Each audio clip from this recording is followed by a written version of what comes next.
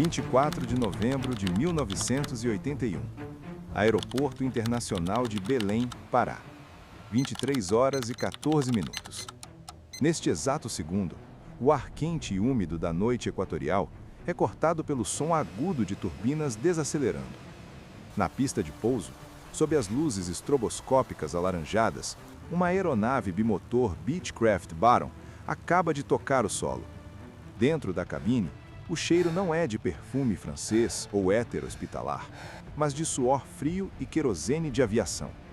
O homem que desce a escada não carrega um bisturi, nem está indo para uma conferência médica em Paris. Em menos de 5 minutos, as luzes dos holofotes da Polícia Federal vão cegar este homem. As algemas que travarão seus pulsos marcarão o fim de uma era de ouro e o início de uma das lendas criminais mais desconcertantes da América Latina. Estamos falando de Osmani Ramos, o médico das estrelas. O homem que até ontem jantava com ministros, socialites e celebridades nas coberturas mais exclusivas do Rio de Janeiro. Você está olhando para mãos que foram treinadas para esculpir a beleza, para rejuvenescer a elite. Mãos seguradas por milhões de dólares em apólices de seguro. Mas, nesta noite, essas mesmas mãos não estão segurando instrumentos cirúrgicos de precisão. Elas acabam de pilotar uma máquina roubada, conectando o glamour da Zona Sul carioca ao submundo do tráfico internacional de aeronaves e drogas. O cirurgião plástico mais promissor de sua geração acaba de realizar sua operação mais complexa: a destruição da própria vida. Osmani desafia a alta sociedade brasileira e o Código Penal, duas entidades que, historicamente, nunca se misturam. A alta sociedade é uma fortaleza invisível, construída sobre alicerces de reputação, linhagem e aparência. As defesas deste mundo são sociais: o acesso aos clubes certos, o sobrenome correto, a etiqueta impecável. É um sistema projetado para proteger os seus e expelir corpos estranhos. Do outro lado, temos a infraestrutura da segurança pública e da aviação civil. Estamos falando de um sistema de controle de tráfego aéreo monitorado por radares primários e secundários, protocolos de identificação de transponder e registros de propriedade de aeronaves cruzados internacionalmente. Roubar um avião não é como roubar um carro. Não basta fazer uma ligação direta. Você precisa enganar torres de controle, falsificar planos de voo, burlar a fiscalização alfandegária e navegar por rotas invisíveis no espaço aéreo soberano. Estatisticamente, a chance de um civil, mesmo um piloto amador, roubar uma frota de aeronaves e desaparecer na fronteira sem acionar os sistemas de alerta do Departamento de Controle do Espaço Aéreo ou da Interpol é próxima de zero. Ou você tem autorização de voo, ou você é um alvo no radar. Não existe meio termo no céu. Osmani não está apenas lutando contra a lei. Ele está lutando contra a lógica de dois mundos que, em teoria, são impenetráveis para forasteiros. Vamos dissecar o homem por trás do mito. Esqueça a imagem do bandido grosseiro, com cicatrizes no rosto e linguagem chula. Osmani Ramos é o oposto do perfil criminal padrão. Ele é culto, ele é refinado, ele fala idiomas. Formado em medicina, ele não foi apenas um aluno qualquer. Ele foi assistente direto de Ivo Pitangui, o deus da cirurgia plástica mundial. Isso significa que ele operou no Olimpo. Ele conheceu a anatomia facial de presidentes, atrizes de novela e esposas de banqueiros. Ele não parece perigoso. Se você o visse em 1980, veria um homem de terno de linho branco, copo de uísque importado na mão, circulando com naturalidade nos salões do Copacabana Palace.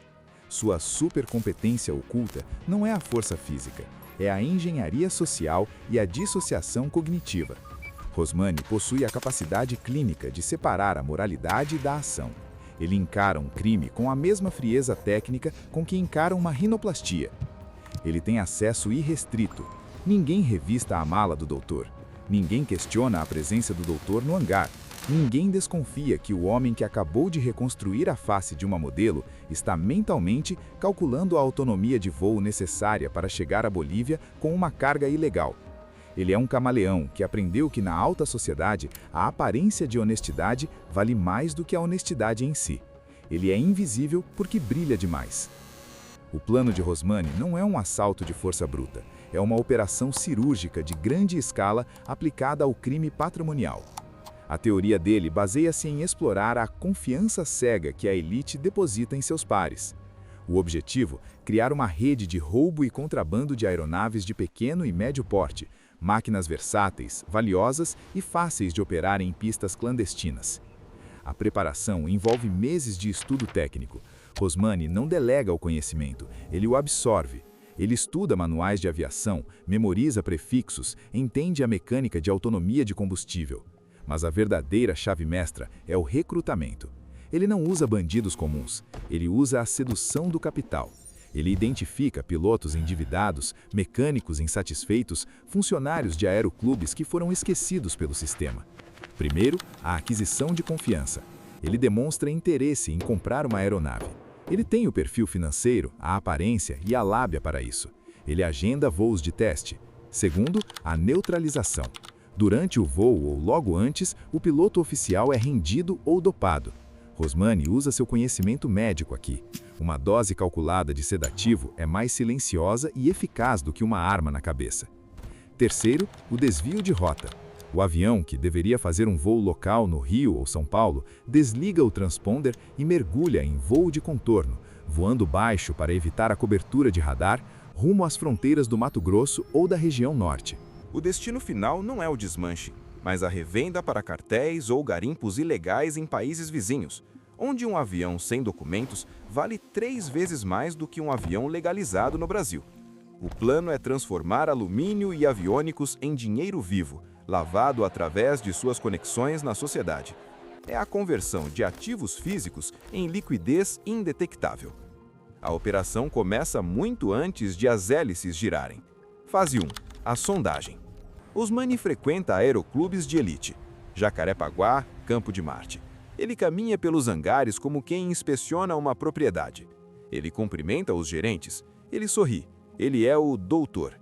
Ninguém suspeita que ele está memorizando a rotina dos vigias noturnos e a escala dos pilotos. Fase 2. A interceptação. O alvo é selecionado. Um bimotor executivo, rápido, com boa capacidade de carga. A abordagem é feita. Um piloto é contratado ou coagido. Em alguns casos, Rosmani atua diretamente. Eles entram na aeronave sob o pretexto de um translado ou inspeção. As portas se fecham. O isolamento acústico da cabine cria um mundo à parte. Os motores são acionados. A pressão do óleo sobe. A decolagem é autorizada pela torre, pois o plano de voo inicial parece legítimo. Fase 3. O silêncio. Assim que a aeronave atinge a altitude de cruzeiro e sai da zona terminal de controle intenso, a máscara cai. O rádio é silenciado. O código do transponder é alterado ou desligado. A aeronave faz uma curva acentuada para o oeste. A bordo, a tensão é absoluta. Eles estão voando às cegas para o sistema oficial, guiando-se por cartas náuticas e referências visuais de rios e estradas. Rosmani monitora os instrumentos com a mesma atenção que monitorava os sinais vitais de seus pacientes anestesiados. Altitude, velocidade, consumo de combustível, cada litro queimado é um passo mais longe da lei e mais perto do lucro. Durante horas, eles são fantasmas no céu brasileiro. Eles pousam em pistas de terra batida no meio da selva, iluminadas por faróis de caminhonetes ou tochas de querosene. Lá, a mercadoria é entregue. Malas de dinheiro trocam de mãos. Combustível é reabastecido com baldes e mangueiras improvisadas. A fuselagem elegante do avião agora está coberta de poeira vermelha. A transformação está completa. O objeto de luxo virou ferramenta do crime organizado. Mas a perfeição é inimiga da realidade. Em uma dessas operações, a arrogância de Rosmani colide com a imprevisibilidade humana. Durante uma negociação para o transporte de uma aeronave roubada, um detalhe sai do script. O piloto contratado, peça fundamental na engrenagem, começa a sentir o peso da consciência ou o medo da prisão perpétua. O piloto hesita.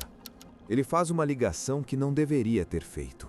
Ou talvez o plano de voo apresente uma inconsistência de minutos que chama a atenção de um controlador de tráfego mais astuto. A rede de proteção começa a vibrar. A Polícia Federal, que já monitorava padrões estranhos de desaparecimento de aeronaves, intercepta uma comunicação. Uma palavra errada, um código mal utilizado. No cockpit, durante um voo crítico, uma luz de aviso acende. Não no painel, mas na intuição de Rosmani. O aeroporto de destino em Belém parece tranquilo demais, ou talvez movimentado demais com veículos descaracterizados. A frieza do médico entra em conflito com o instinto de sobrevivência do animal encurralado. Ele tem segundos para decidir: arremeter e tentar fugir com pouco combustível para um destino incerto na selva, ou pousar e tentar usar sua lábia lendária para sair da situação. Ele confia no seu personagem. Ele acredita que o Dr. Rosmani ainda é intocável. Ele decide pousar. É o erro de cálculo fatal. Ele subestimou a paciência do sistema investigativo. A aeronave toca o solo de Belém. Desta vez não há compradores esperando com dólares. Há agentes federais com fuzis automáticos. A prisão em 1981 é um espetáculo midiático. O Brasil para ver o médico das estrelas algemado. A narrativa é chocante demais para ser ignorada. Ele é condenado. A sentença acumula décadas. O sistema acredita que venceu. Rosmani é trancafiado em penitenciárias de segurança máxima. Mas aqui, a história não acaba. É o início de uma nova carreira, a de Rei das Fugas. O sistema prisional brasileiro, com suas falhas estruturais e corrupção endêmica, torna-se o novo playground de Rosmani. Ele não aceita as grades. Ele foge. Não uma vez, várias vezes. Em uma ocasião, ele sai pela porta da frente durante o Natal e simplesmente não volta. Em outra, ele usa sua influência e dinheiro para facilitar sua saída. Ele se torna um fantasma que assombra a justiça.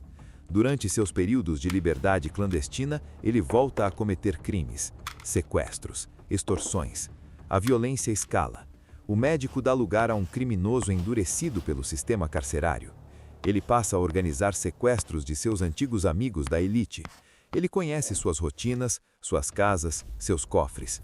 O saldo final não é apenas financeiro, é a destruição total de sua biografia. De cirurgião promissor a presidiário com mais de 50 anos de pena acumulada. O sistema eventualmente o recaptura, mas a cada vez a vitória do Estado parece menor e a lenda da ineficiência prisional cresce. Mas por que ele fez isso? Essa é a pergunta que ecoa nos tribunais e nas salas de estar que ele frequentava. A teoria oficial diz que foi ganância, necessidade de manter um padrão de vida insustentável, vício em jogo e adrenalina. Mas existe uma camada mais sombria, uma conspiração silenciosa que ninguém ousa falar abertamente. Rosmani Ramos não era apenas um médico, ele era um confidente. Ao operar as faces e corpos dos poderosos, ele ouvia seus segredos sobre o efeito da anestesia e da intimidade do pós-operatório. Ele sabia quem estava lavando dinheiro, quem tinha amantes, quem estava desviando verbas públicas. Há quem diga que sua transição para o crime não foi apenas uma escolha, mas uma fuga, que ele se tornou um problema para a elite, e que sua vida no crime foi, de certa forma, uma maneira de manter-se poderoso o suficiente para não ser silenciado. Ou talvez, a verdade seja mais perturbadora. Talvez Rosmani Ramos seja a prova viva de que a psicopatia e o sucesso social habitam o mesmo espectro neural. A mesma frieza necessária para cortar a pele humana sem tremer é a frieza necessária para sequestrar um avião ou uma pessoa. Ele não mudou, ele apenas trocou de ferramenta. O médico das estrelas envelheceu na prisão, escrevendo livros, dando entrevistas, tornando-se uma celebridade bizarra do mundo do crime. O dinheiro dos aviões evaporou em advogados e subornos.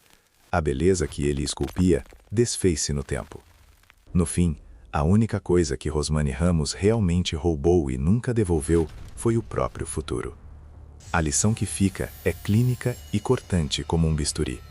Você pode consertar qualquer falha no rosto de alguém, mas não existe cirurgia plástica capaz de corrigir a falha moral na alma de um homem.